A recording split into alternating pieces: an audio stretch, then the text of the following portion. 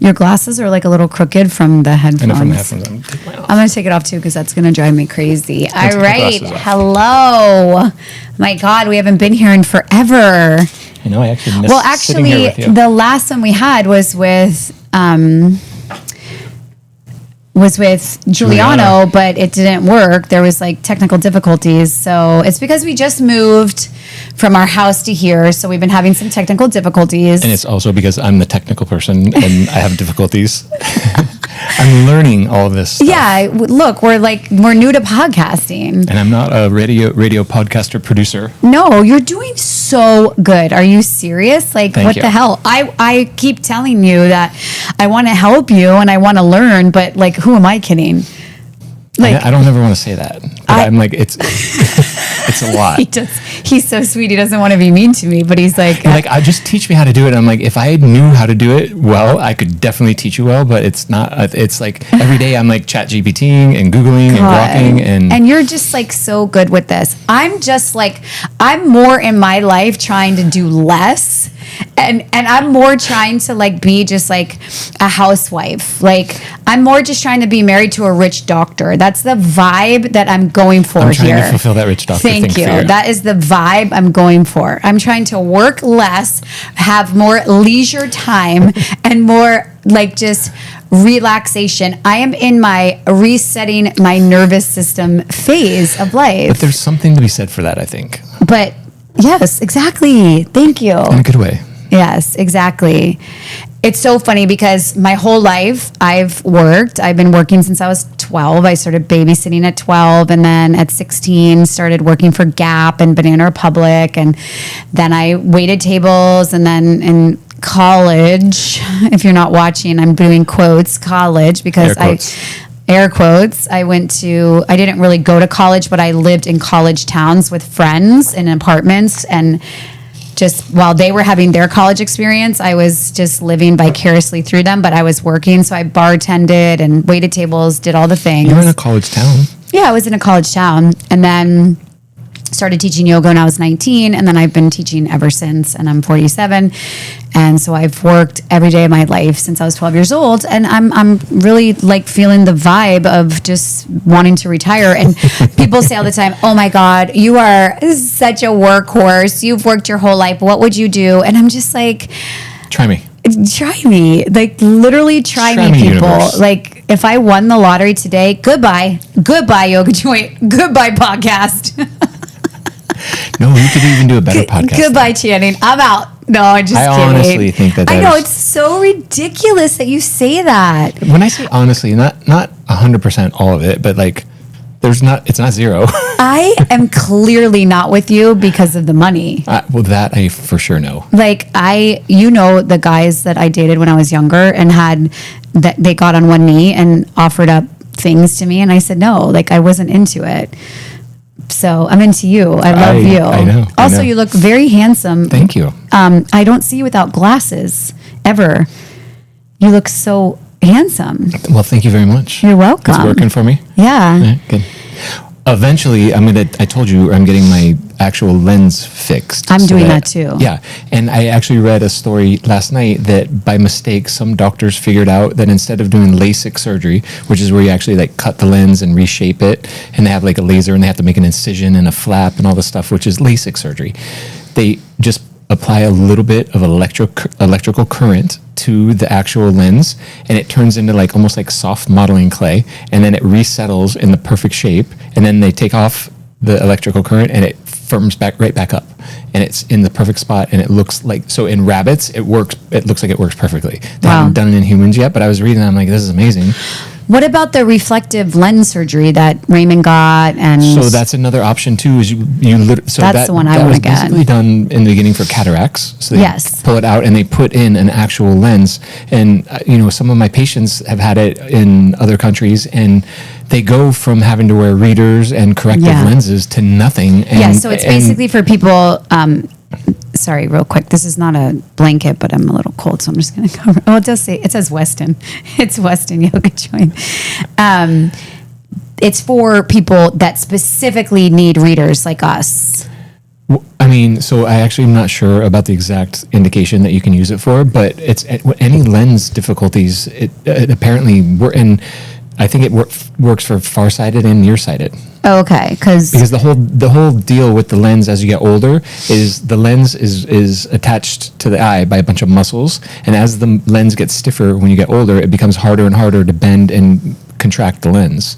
So it just becomes more sedentary and just stays that way. But when you actually fix the new lens, it's able to contract. God, getting older is just the weirdest. And we're not even old. We're getting older. Things involved with getting older. Bizarre. I know. So speaking the good of news is that a lot of that we can fix now, though. So yes, that with your is longevity so clinic. Promising. Speaking of getting older, and that face you just made, you just had your shoulder surgery. I tried to raise it up, and I didn't. I know. I realize haven't seen you do that. I like to sit like this sometimes, just because I open up to you. But yeah, it's getting it up to that high is. I mean, it didn't hurt once I got it up there, but yeah, it's a little sore. It's very bruised today. I'm still technically supposed to be in my sling, so I hope Dr. Yoldas is not watching this. I am shocked how amazing you have done.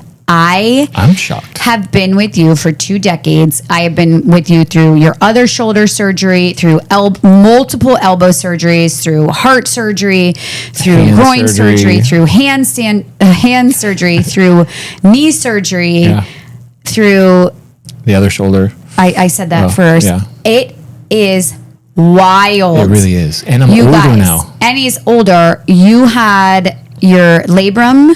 I had partial tear of my rotator cuff and the labrum, and then they actually removed my AC joint, which is the acromion and the clavicle. So they took a part of my bone out, so they're not connected anymore. Right. And he has been on the peptides for the past year.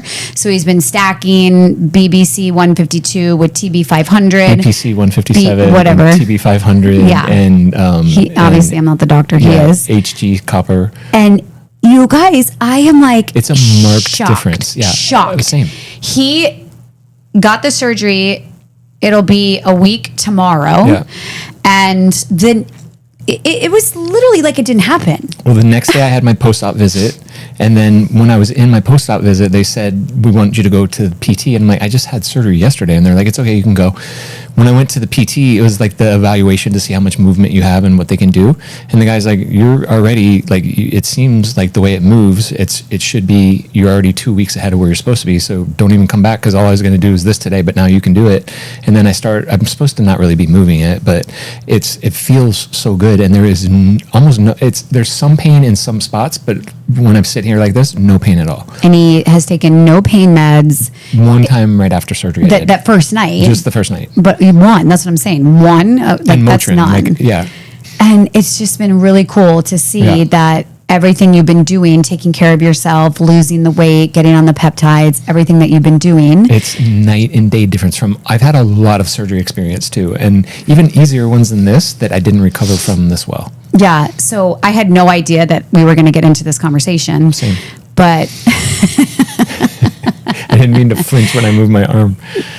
But speaking of peptides, I had a conversation via DMs over the weekend with a friend of mine about the peptides. She was posting, I told you about it. I was asking your opinion on it because I'm obviously not the doctor and I'm new to all these peptides, but she's pretty vocal on her social media that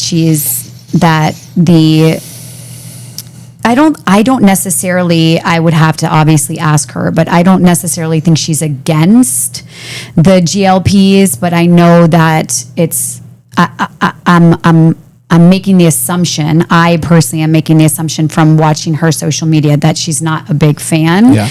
And I know that it's a very divided conversation, but I was asking you that I got to thinking about the GLPs and I got to thinking how it's a peptide and how before there was insulin, there was no insulin and people would die. And now that there's insulin, which is a peptide, correct, people live and they live total normal. Type 1s live and live a controlled life. Totally normal, can live a, normal in quotes again.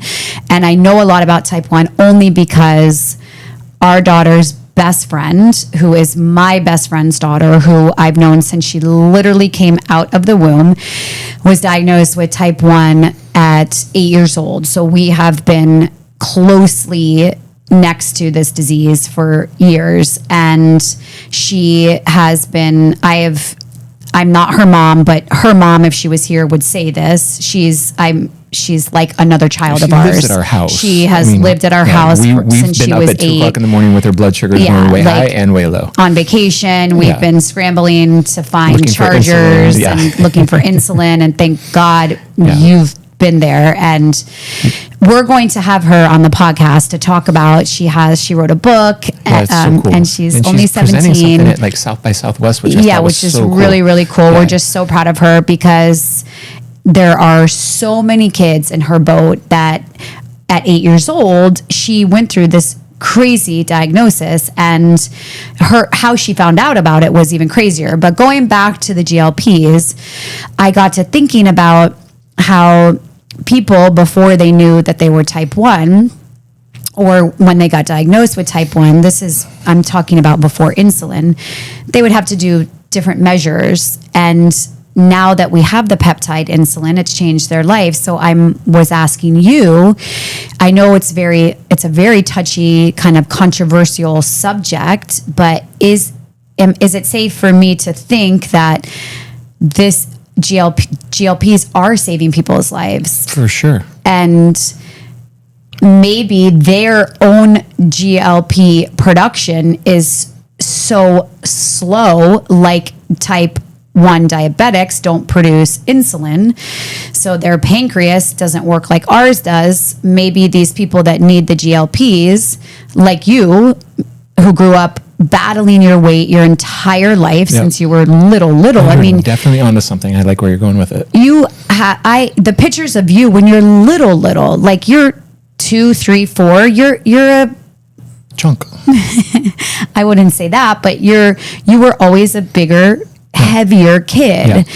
And so is it medically correct to say that these people just have a low GLP production? I mean, I think it's definitely something that I would suspect. And as of right now in the clinical world, we don't measure someone's GLP-1s, but there are studies where they measure it, and there's studies where they measure it in just a random population. There's studies where they measure it.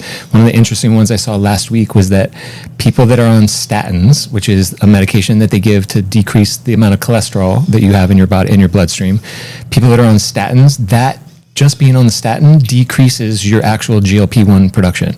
So since statins, which are a multi-billion-dollar industry, have been introduced into our life to try because originally the reason why they were introduced was because it thought that high cholesterol leads to heart disease and heart attacks. And if you can decrease the cholesterol, then you're going to fix all the heart disease and heart attacks. Well, since statins were introduced, that's not the case. Heart attacks and heart disease has gone up. There are some people that it benefits, but I've seen different studies that say 1 out of 100 and 1 out of 300 need to be, so meaning if you have to give 300 people a statin to get the benefit of one person, which means 299 of them are getting it for no reason because it's not benefiting them. So I think it's overprescribed. I didn't know this, but last week I heard that there are cardiologists and maybe internal medicine doctors as well, that if they have a certain amount of people on their patient load that is on a statin, they get bonus checks at the end of the year. I was like, wait a minute, that sounds completely unethical and wrong. Like, I didn't know that. I never even heard that. I'm not a cardiologist, so I didn't know that. But anything that you're giving incentive from the pharmaceutical industry to treat people, you're giving a doctor incentive, of course that's what they're going to give them. That just makes no sense. So the GLPs decrease when people are getting statins, and it would be interesting to do a study like you said, where I can check your GLP level and see where you're at, because maybe it's exactly like the insulin. You can check people's insulin levels; they don't have any, which is why their pancreas is shut down. And when we give them insulin, it's literally life-saving for them. And the GLPs, I think, could be the same way. GLPs normally decrease throughout your age. And obviously, when people have decreased GLP production, GLP means glucose-like phosphatase, and it's a peptide that ends up helping with insulin and pushing sugar into the cell and making it get used for energy as opposed to making it get stored as fat. when they substitute it, people's stomachs slow down a little bit. They have more energy usage. They will lose weight over a period of time. When they couple it, so GLP-1 is just the Ozempic. I feel like I go into this way too much all the time. But tirzepatide is where they put GLP-1 with another one called GIP. And then there's a new one that we're using at the clinic now, which combines a third thing called glucagon, which is actual peptide that works as kind of a fat burner. So when you put all these three things together, we say stacking like you do that, you get this amazing benefit where I believe that there's anything in the world that you give people, oxygen, water, whatever it is, if you give them too much of it, there can be bad things that happen. And I've learned in my own clinical practice that when I go slower with people and use a minimal amount of stuff and they get the results they're looking for, if we pound them with medicine, a lot of times it doesn't work well and they get the bad side effects. So I'm not saying that there's no problems with giving any of these medicines. I'm saying that if it's done responsibly, if you do it for the right reasons, if you do it where you're actually watching the patient and getting feedback from the patient, I think they're very, very safe. I've had minimal amount of complications and problems with the hundreds of patients that I've taken care of. I've had phenomenal results personally and as a doctor watching these people. And I've told you this before, it was so satisfying as an OBGYN to deliver a baby and put a baby in a mom and dad's arms that all they've been wanting to do is have a family. And it's like literally, I get goosebumps. It's one of the most satisfying things. This practice of doing this longevity and helping someone go from wildly overweight, not good nutrition, no exercise, and to use all the different tools we have of peptides, hormones, anything else that we have in our arsenal, and get that person from being where they shouldn't be to now where they are and they're functioning. They have better energy. They have better relationships with their wife or husband and kids. They come into my office in tears and they're like, you literally saved my life. Like, I wanted to commit suicide and now I'm like, I feel like I have something to live for because you helped me. And I'm like, I didn't do it. Like, you did it. But I just kind of think I like to take people by the hand and like walk them down this path that I already did myself. And in reality, it wasn't that hard. Yeah. You're so sweet. Are you tearing up? No. Oh, I thought you were. Because No. you do often when you talk about your patients. Could do that. You get so emotional, which is so now I feel like I'm tearing up when you bring it up. But I wasn't have before. no emotions. I just have watery eyes sometimes. But it's sweet. I watch you do it. You tear up over. I mean, I guess you're not doing it right this second, but you do that because you get so. You're so emotionally. You're different than.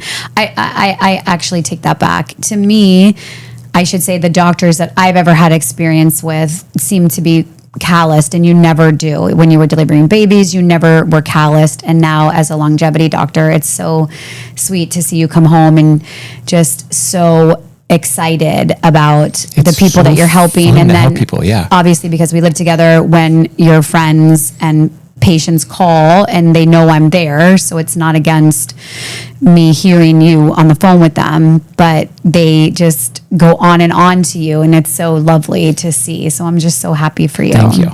You're welcome. Now I feel a little tear coming. You're welcome. So I just wanted to ask you that question because I meant to ask you the other day. I think it's such a good point how you bring it up. Like, I've never actually heard that argument before. So, well, I have no idea, guys. Obviously, if you're listening, I am not a doctor. I'm not a data person. I don't research. I just have thoughts and I talk about it, and I'm asking you as the researcher. I have strong opinions on this, which I don't even know if we've talked about, but I have strong opinions on this because, one, I was a person that could have benefited from it a long time ago, I think. Two, once I found it, I was super skeptical about it. I was like, there's no way this stuff works. There's no way this stuff is good for you. There's no way there's not bad things that go along with it.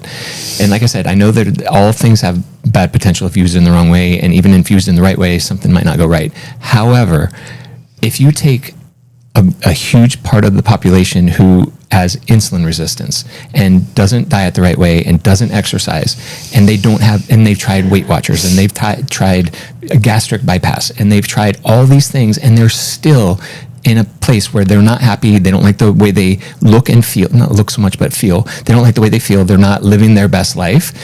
If you can help someone like that, I don't even care what the detractors say. So when I first got into all this, I would hear, I remember when I used it before I think the whole thing went really global. And I remember hearing about like the Kardashians using it, and I don't know if this is right or not, but I remember hearing something about Kim Kardashian used this to fit into some crazy dress that she wore for the Met Gala. And they're like, how could she do that? This is such an irresponsible thing. And I'm like, first of all, it's her deciding to do something. So why are you judging anyone? And people are famous like armchair quarterbacks where they love to comment on things, especially when it comes to celebrities. But they say people have Ozempic face because your face is sunken in. I'll tell you as a doctor, it doesn't matter. If you lose the same amount of weight, whether you're on Ozempic or not on Ozempic, your face is going to look the same because Yeah, I you lose didn't fat. get that either. It doesn't make any sense. Like medically, it doesn't make any sense. I know in Instagram and on TikTok, people like to say it because it gets views. But I'm telling you, medically, if you lose the same amount of weight, you don't look different because you lost it on Ozempic or calorie starvation, which is basically what Ozempic is anyway. The fact that you can give this to someone so a cardiologist today, if someone walks in, a guy that's 55 years old, that's 260 pounds, that eats a lot more carbohydrates than he should, that drinks alcohol and smokes, he goes to see a cardiologist. Before, they would be like, listen, you got to get on a statin. You have to lower your blood pressure. You have to do all these things. We have to look about diabetes. They still do that. However, one of the first things that the cardiologist does is, listen, we're going to start you on a GLP-1 because we know, as medicine has studied and these studies have shown, that if you put these people on GLP-1s, they decrease their chance right away of heart attacks and strokes and cardiovascular events. So is there people that might use it and use it for the wrong reasons? Aren't there people that it causes them to have a heart attack? That's what I've heard. GLP-1s? Yeah. So I would never say no because I'm sure that there's been a factor, but that's not one of the things. Like, so more of the thing of the GLPs is and GLPs is not really even the right thing to call it, but the peptides that you can lose weight, because GLP isn't all of them, but some of them have other stuff added to it. More of it is like the severe ones that I've heard have been more like a stomach paralysis, which means your intestines, because it does slow the food in the stomach. So it's called gastric emptying time. It slows that. So I've heard severe cases of that where people get nauseous so bad or bowel, just not bowel obstruction, but just everything just stops. The peristalsis of the muscle stops. And people have had to been hospitalized for that. And my response to that is that I understand that it happens, but when you get things like this medicine that are prescribed by people that don't do it all the time, and it's like the next fad thing, when you come to my office, we do lab work. We make sure you don't have any contraindications for it. I sit and I talk to you about your diet. I talk to you about your exercise routine. I talk to you about, are you on any other medications? Do you have any other problems? When people do that, first you screen the people to make sure that they're doing it the right way. And second, so that they don't lose, when you lose weight on this, yes, the fact is that you can lose muscle as well, which is what we don't want. So how do we combat that? We make sure that you're eating a high protein diet, you're decreasing your carbohydrates. I'm not so much worried about the fat. So if you're eating fat and protein, I'm fine with that, as long as you're not eating as much sugar and as much carbohydrates, because what you're doing is then saving your muscle and you're selectively losing fat.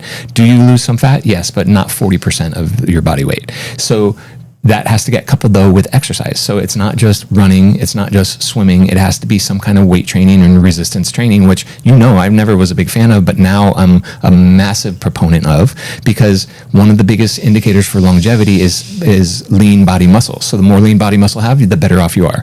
Period. So if you lift weights, if you strain the muscles, if you do that kind of stuff, you're going to help. And all those things, when you put together, this medicine is wildly successful. And I think I would take all day my chances with a population on a GLP-1 or any of the agonists for weight loss.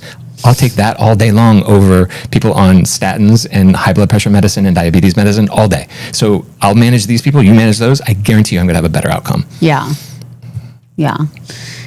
So I think a lot of it comes, sorry to say one more thing, and I'm not commenting on who you're talking about. I don't even know who you're talking about, but a lot of it comes from people that like to make comments and say, listen, you should do it the natural way. I've been a person that's in this body that I tried the natural way, dieting and exercise, and sometimes it just didn't work. Yeah. And I have patients that come to me and they're like, I eat perfect. Man, mind you, they might not, but that's what they think they do. And they think they do the right things and they're still getting no results. What do you do for those people? Just keep dieting more. It doesn't work. So these things are helpers, and sometimes I only use them sometimes for a month or 2 months or 3 months, and then there's other people that I've had on for over a year. But those people that are on this have wildly decreased their body fat and their body mass index. They've decreased their chances for cardiovascular stuff. They've literally healed. No longer are they type 2 diabetics. My dad was one of the perfect people. His hemoglobin A1C was like 7.4, and then now it's like 5.2. Wow. He was on medicine just for type 2 diabetes, and now he's not. Yeah. So it's changed those people's lives for the better. And I understand that people have to naysay everything, and a lot of times it's for attention and whatnot, or they say, they did it without. Good for you, but that's not everybody. Yeah. And this isn't for everybody, but it's for the people that really struggle. Yeah.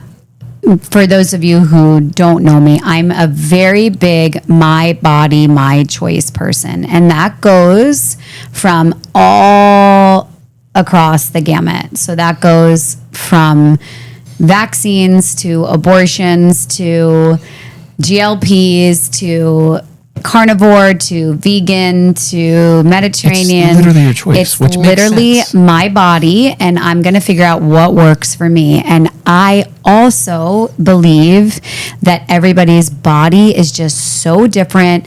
I think that there's people that can do one thing and there's people that cannot, and it's a science experiment. That's why I personally never got into the health sector, if you will, or space. I got into the yoga and fitness because I do believe that the people who want to love yoga and fitness, like I do, I'm drinking that poppy and it's like repeating, then that's great. I'm going to offer you a place, Yeah, but I don't think yoga and fitness is for everybody. Right. Exercise is for everybody. Like, I think Yes, that's good. movement, I think is for everybody, but not necessarily yoga joint Exactly. is not Right. for everybody. But I say that at the office all the time. I said, every single person's different. What worked perfectly for me might not work perfectly for you, and what works perfectly for you probably won't work perfectly for me. So it has to be kind of an individualistic thing. And you really have to, unfortunately, because it's not a one size fits all approach, you have to be okay with the long game. You have to be okay with the long game. So for instance, you guys know who've been listening to this podcast since day one that I have been on a health journey. I have major gut issues, and going carnivore was one of my sort of last ditch efforts to help my stomach. And I've been it's been like 3 years, but I would say it's been like about a year where it's been like strict, a little over a year strict, like no veggies, no fruit, like very strict carnivore. So now I'm starting a parasite cleanse. I've done it in the past, but I've had some issues with it because of my histamine issues. And so I'm doing it again, and I'm going to be introducing the protocol that she wants me to do. And Marissa was on the podcast. You guys can go back and listen to her. It was amazing. She's going to be working with me at my office, and she's going to be too, which I'm working with super excited Channing. about, yeah. And he's super excited about that. But I'm really excited because so now I'm going to be doing her protocol, which is some veggies, some arugula, some green beans, some broccoli, some anyways, low there's oxalate like stuff. low oxalates, like low histamine diet. And I was thinking when I start to post about it, I know I'm going to get people who are like, oh, you're a carnivore. Why are you eating that? And I'm just like, I don't know why everybody has to put everybody in a box. I get really like, you know how I am with that. I know. Like, don't label me. well, even the other day, this is a perfect example. My best friend, and I'm just going to call her right out on this podcast, and she doesn't even listen to the podcast, so it's fine. Well, I have my multiple best friends, but one of my best girlfriends, Deidre, I don't think she listens, so it's fine. Channing and I have not talked about this on the podcast yet, but over the summer we started going to First Baptist Church in Fort Lauderdale. It's like the sister location of Church by the Glades, because a friend of Channing's, Lauren Tannehill, thank you, Lauren, she suggested to Chan that she really loves the church and that we should go. So Chan's like, hey, listen, I know this is like off color for us because we've never been to church.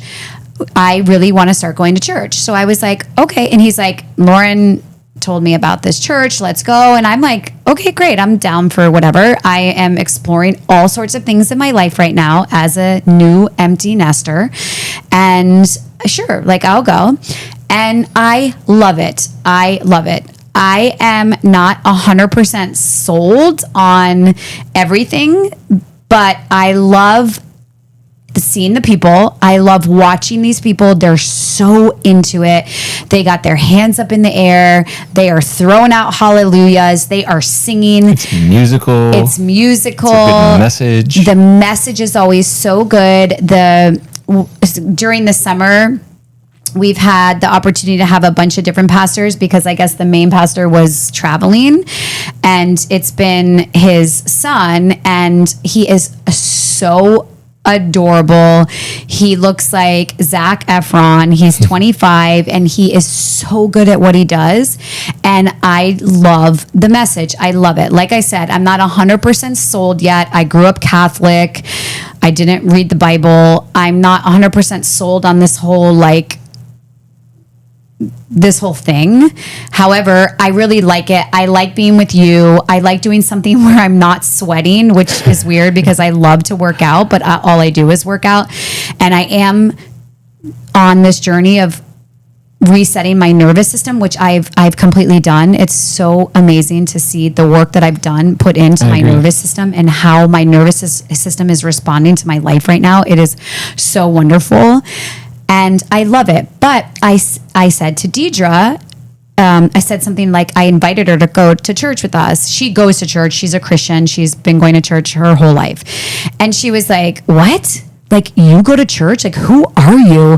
And she was joking, but it is interesting how people don't want you to change. Yeah. And then I bought a dress that had bows on it for church because that's part of what I like about it is that I get to wear cute clothes because clearly I always look homeless on this podcast and I'm always in workout clothes. And my girlfriend Ivana, who, I just absolutely love and adore.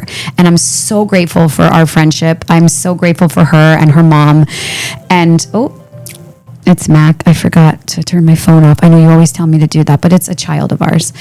And I am so grateful for her. And she's got her and her mom have perfection style, and I really look up to her for my styling. And she wears these cute dresses with bows, and I'm like, I want to wear a dress with a bow because I never do. And my girlfriend Deidre was like, who are you? You have a bow and you're going to church. So my point of this long story long is that my hope is that I don't keep people in a box and I allow people to grow and change. And my hope for you guys listening is that you do the same for the people around you, because if we know that one thing in life is constant and that one thing is change, I feel like I could do a better job just allowing people to evolve and change. And I hope that you guys hold the same grace for me and for the people in your life, because we can't stay the same. It's impossible. I know. So whether your friend is a big drinker that doesn't want to drink anymore, support that. Maybe your friend is a big eater of fried foods and doesn't want to do that anymore, support that. Maybe your husband, maybe your wife, maybe your significant other, maybe your partner, maybe your children. Like, whatever it is, we are all changing and evolving, and let's celebrate that more. Let's celebrate that within each other. I'm very impressed with you. Oh, thank you. So I've been thinking about that. I wanted to talk about that on the podcast. Another thing I want to talk about is another little bit of a touchy subject, but I figured I'm throwing it all out there today. I didn't know you were talking about any of this Let's stuff just get on I think that the name of this podcast should be Touchy Subjects. Okay, so this is a touchy subject. And I started talking to you a little bit about it the other day, but I thought to myself, let's wait to talk about it and unpack it a bit on the podcast. Okay, so business owners will most likely be on my side, but what I would like to say first is that I am a business owner, but also I am a consumer of businesses. So I am both. So we have a cancellation policy at Yoga Joint. The cancellation policy is something that we put into place couple years ago, because we were having such a problem with people taking advantage of their unlimited memberships. So they would book on the app themselves into every class at every studio. So they would have the option all the time. So they would have the option, because why not do that? I would do the same if there's no consequences. Exactly. If there's no consequences. So why not? I was adamant that I didn't want my clientele to have consequences. I wanted them to be able to come when they wanted to come and not come when they wanted to come. And I really pushed this with my business partners because I would put myself into their position. What if I got a flat tire? What if my child literally started throwing up at school when I'm on my way to class and they can't stay in aftercare? What if I got into a car accident? What if I myself started to throw up out of nowhere? What if I started to have massive diarrhea? What if I just was exhausted and just couldn't drag myself to class? What if? So I was using these hypothetical circumstances that are actually not so hypothetical. They happen to people all Every the day. time. Yeah. And I was using that to my staff and to my board and saying, we cannot charge people. We can't charge people late fees. We can't charge people no-show fees. So that this was like 3 years ago when the conversation started to come across my desk. I was adamant about it. Then slowly but surely, I was getting really taken advantage of. And when I say Yoga Joint on a whole, because it's not me anymore. It was it's showing so much bigger than me. a fully booked class with 15 people on the waiting list, and then you get there and there's 25 open spots. And it's not fair to everybody. Well, because I was always trying to book, and I can't even you can't even get in book. because we're 15 deep on the wait list, Right. and then the teacher gets paid a flat rate plus bonuses per person on their mat. So if that space is empty, that teacher is now going to be not in the deficit. That's not the right word, but They're not making what they could potentially make. They're not up to their potential. So I was finding that me wanting to be so customer centric was really backfiring because I was getting, Yoga Joint was getting taken advantage of, and the teachers weren't getting what they wanted. And I've always been such a it's been my greatest gift to the yoga community is to pay the teachers what I pay. My teachers get paid really well. My teachers make bonuses. My teachers get a 401k. My teachers get dental health. Their children get dental health.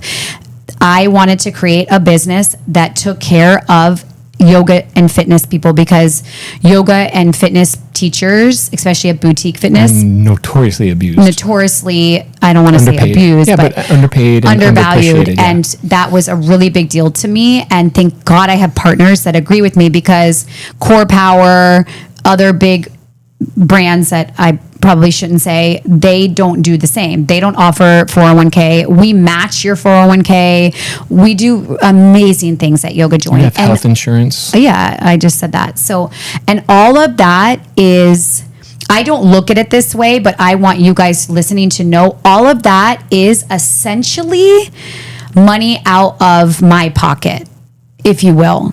Yeah. On a grander scale. So the partners could not do any of that, and we could distribute that money. It's millions of dollars, millions of dollars that we could distribute every year if we said, you know what, everybody's just going to go be a 1099. You figure it out. We're not doing that. But it's not about the money for me. It never has been. The money that Yoga Joint, that I've been afforded to make owning Yoga Joint, is amazing. Yes, it puts food on our table. Yes, it helps to pay our bills. Yes, it is amazing. And yes, when I sell this company for $1 billion in a couple years, yes, that paycheck is going to feel really good. However, that's not why I've ever done it. Right. I want to take care of our customers and I want to take care of our staff because that's what's in my heart of like true heart. Right. So we had to implement this policy because we were getting taken advantage of. And as time started to pass, I noticed that everybody else in different Service sectors industries, yeah, were doing the exact same thing. So for instance, my nail salon, if you make an appointment and you cancel within 24 hours, you pay 50%. 24 hours, like that's a big gap. And they're packed all the time. It's hard to get into, and that's their policy. Yep. And you know how many times I've had to cancel? Twice. Do you know I paid the 50% of, and mine, it's expensive. It's not cheap. Right. What I'm shelling out because I had to cancel. Right. At the massage place, it's whatever it is, theirs at the like foot and massage thing, the scalp place, your hair salon does it. We're starting to do it at my office. Good. And so everybody else was doing it. So I was like, listen, this is the train is moving in this direction. You either hop on or you get run over. But you buy a movie ticket and you don't go to that movie. You buy a plane ticket. You buy a plane ticket, you don't go to the plane. I mean, all the same things. Exactly. So what happens to the people that they're on their way to class and they got hit by a drunk driver?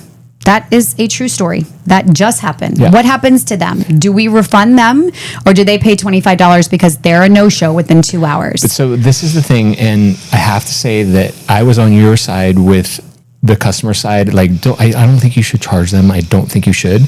But then seeing to the point that I got to and hearing Michael, our son, who now works at Yoga Joint, and the insane amount of calls that he gets every day about why they're late That's another and podcast. why they couldn't get there. Yeah, it's so crazy to hear it. Like it's so interesting to hear your view kind of from the top and his view from the bottom looking up and what he has to actually deal with. And I even said the other day, I'm like, listen, I feel terrible that someone gets in a car accident and gets hit by a drunk driver. Terrible. Like I would pray for that not to happen. I pray that they get better. Oh, we're praying now. Yeah. Because we're going to church. Just Yes. PS. So, Thank you. So we're praying. We'll pray to Jesus. If you would like us to pray for you, just DM me.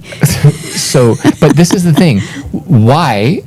And I know it sounds like crass and it sounds terrible, and I even feel that. But when you really like boil it down, because this person got hit on the way to their yoga class by a drunk driver. Yes, that's terrible. The drunk driver should be in trouble.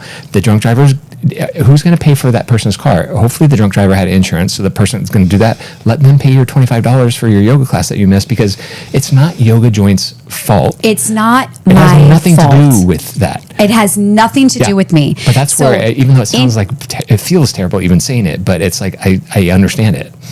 Interestingly enough, that morning that happened, I was getting my lashes done and she could not get into class. So she didn't go because she couldn't get in. The person that was doing your lashes? Yeah, Victoria does my lashes. So she wanted to get into that class. Right. And the girl who got into the accident, who was upset because she wasn't getting a refund, Right. doesn't seem to understand. And what's interesting is that she's not a business owner, but she's an entrepreneur in her own right. So I was surprised by this message. But it's and because I actually didn't. It's happening to them. I didn't see it. It went into like my spam. So I didn't even see it. And then it all got kind of sorted out. But this is a good conversation to have. So one girl can't get in because, let's hypothetically say, I know it doesn't work like this, but for this conversation. So let's say person A has the spot. Person B is stayed home because couldn't get into the class. Person A gets hit by a drunk driver. So now that spot, it was a last minute situation. So now that person essentially took person's B's spot because they couldn't get in. So they're not there because a drunk driver, which has nothing to do with Yoga Joint. Right. So now there is no person in that spot. Right.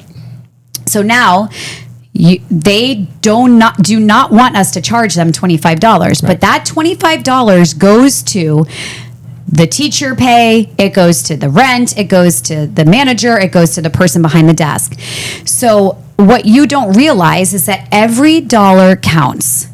And when you have something happen where you can't make it to class, you are taking away somebody's spot. And it's a policy. So a policy is a policy is a policy. So let's just do that. So, and in that regard, where you're canceling within 2 hours, there are people that take the chance and just say, screw it. I'm just going to go and take my chance. But most people don't do that. That's me. Yeah. Most people don't go and take their chance. And now we've gotten to a point, which is amazing for us at Yoga Joint, but now we've gotten to a point where I used to say to people, just go, take the chance. You're going to get in.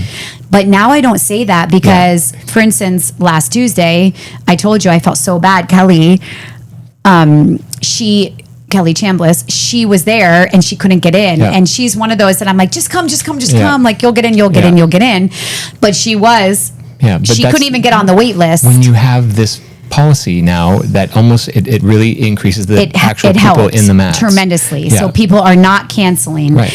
And then interestingly enough, there is the abuse that my staff gets. And I know abuse is a very strong word, but it is abuse. Listening to Michael, it sounds like what abuse. my staff gets. They get reamed out. Yeah. And that this is another But it is quick weird that people little have that expectation, because it's like, why do you expect the yoga studio to say, oh, I know I was supposed to give you $25, but because I didn't show up and give you the $25, you couldn't get the $25 for someone else. So you're going to be out $25 because I got hit. That's like saying, listen, the person didn't have car insurance. My car got hit. So Audi, you're going to pay for my bill because I know you didn't do anything wrong, but my car got hit and I'm going to need you to pay for that. Like, it just, when you really think about it and boil it down like that, I know it sounds cold and crass, but it's like, it makes no sense. It doesn't sound cold and crass to me. It sounds like a policy. Yeah, no, I understand. And I understand it's hard. And I also understand that people, because they know that I started Yoga Joint, they think that I can just go fix wave it. your wand and say, wave my wand. And it's just not like that anymore. These policies are bigger than me. And it's been really interesting to work with alongside Michael and having our son there, and then come home and talk about work. It has been interesting because Paige, my talking to myself in the third person here, my nature is to just be like, oh my God, no problem. Interestingly enough, when I got that message, I picked up my phone to be like, guys, this is ridiculous. Why would you? And then I had to stop and think, this is a cascade effect. This is not just about this person. Right. This is about a bigger, broader conversation, and it's a policy, and policies are boundaries, and people do not like boundaries, and people are going to get mad at you, Paige, and you're a people pleaser, and that hurts you when they're mad at you, but you have to stick to this because this is about a bigger, broader conversation. And you know what I found? I 100% agree with you. And I found so interesting as well is that Michael goes even a step further, and he like tells me what happens after. So he's like, this lady calls or a guy calls or whatever, and they say, they literally argue with me, and then they take it to the manager, and they take it to I'm going to go talk to your mom about it. And all the people tell them, no, we're sorry. This is our new policy that we're enacting, and we're not making exceptions to this. They're like, fine, I'm leaving. I'm canceling my membership. And oh my like, God, okay, the threats. Sorry, here's the thing that you have to sign just so that we don't continue to bill you. So here's your cancellation policy. And like, just cancel that. And they either come back or they don't ever sign the thing in the first place because they're just so mad at that point that you told them no, because what they were expecting is that they were expecting for you to say, I'm so sorry that you decided not to come to class. I'm fine with you not giving the money because I'll just take it out of my pocket and I'll pay for you, which that would be lovely if a lot of people would do that, but it's just not the world that we live in. A bigger question is, because I notice within myself that edginess around things that when I don't get what I want from businesses.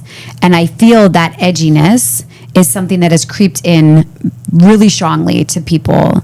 What do you think that is? Do you think that's social media? A social media thing. Do you think that's because we can be behind our keyboards? Yes. Do you think it's because we're so used to getting what we want when we want it? Yelp people. But see, there's a little bit of a like nuance to that. I think is that like if you go to a pizza place and you're expecting this great pizza and you've heard about it and they're telling you it's a great pizza, and then they bring you like a piece of burnt bread with terrible cheese and it tastes terrible. I don't think there's anything wrong with saying, listen, this is not what I've had here before, or this is not what I was expecting, and then to make that right. Like for me, even you, I think, would say, listen, you're right, this is not up to our standards, we wouldn't do this. However, if you're there providing this service and it's available, the class was here, the mat was open, ready for here, the fact that you weren't here, unfortunately has nothing to do with me. And there's consequences to do that. If you want to go to another studio that doesn't have those consequences, that is your absolute right. And I understand if you decide to choose that path. But you're deciding to come here with, this is the consequences, not like we sprung it on you. Like this, when you sign your paper, this is what it says. If you cancel at this time, you're going to have to pay. Then just, you can ask me if you want, but I'm just going to say no. So we can, I don't know, other than that, it just, it's But I'm interesting. wondering if it's just a broader I conversation. think it is like a social media. Just we're edgy. We're just edgy. When we don't get Society, what we yeah. want, That's the when fun we of want it, society. we're just edgy. Yeah. And people love to leave bad reviews, So- and people love to Yelp and Google so reviews. it's again, my whole life is a constant reflection. Everything is a mirror to the things that I need to look at in my own life. Yeah. So when this happened, I got to thinking I need to look at why I get edgy in life over things. And I know in that moment, I know this girl pretty well. We're not best friends, but we're closer than just a client that I've never met before. She is one of the kindest, sweetest humans on the planet. I have the utmost respect for her, the things that she's been through in her life as a mother, as a woman. She's a cancer survivor. I adore her. So it's out of character for her to just be like, hey, it's bullshit that they're not doing this. And I haven't even had this conversation with her, so I'm not even giving her a chance to explain like what happened, because it's not really about her. It just reminded me to have this conversation. Right. I wanted to have a bigger, broader conversation about why we get so upset with businesses when we're just following rules. Right. Because like you said, at the airlines, you wouldn't dare call them and say, hey, I got into an accident. Can you give me my money back? Right. They would just tell you to go take a hike. I mean, Right. maybe they wouldn't. I don't know what they would say. I'm not an Even airline. when we just went through this whole thing with the bag thing, like, Yeah, we never that even was- got a credit. Nothing. I was thinking that too. And even though like they technically found the bag, but they found it after the time they were supposed to. The whole point was that we were supposed to be able to deliver this stuff to Taylor, and we had to replace things that were in it, so it cost us money. Yeah. So I'm sure if we really thought about it, we would probably be able to get something out of it. But it's one of those things where it just didn't happen the right way. But still, we had to follow their rules and do what you have to make a complaint, and you have to wait, and you have to wait 5 days. And luckily, it turned up. But it was one of those things where you just feel so helpless for a little while because you're not in control. Yeah. So speaking of Taylor, there is so much I want to talk about, but I feel Next like we're podcast. already at the hour. Yeah. So next podcast. Yeah. It's interesting. When I was like, we need to do a podcast because we've been off for a couple weeks because we've been traveling and we're going to be traveling again. So I don't know. The podcast is what it is at this point. And you were like, what do you want to talk about? And I'm like, I really want to talk about Taylor and this whole Rush thing Everything else came and up. her and Alabama and just empty nesting and how I'm feeling about this. And I have so many things I want to talk about, but we're out of time. So next podcast, we'll get TBC. into that. I want to talk about just how I feel so different this time around versus when Michael went. And I think one of the biggest components of that is the alcohol.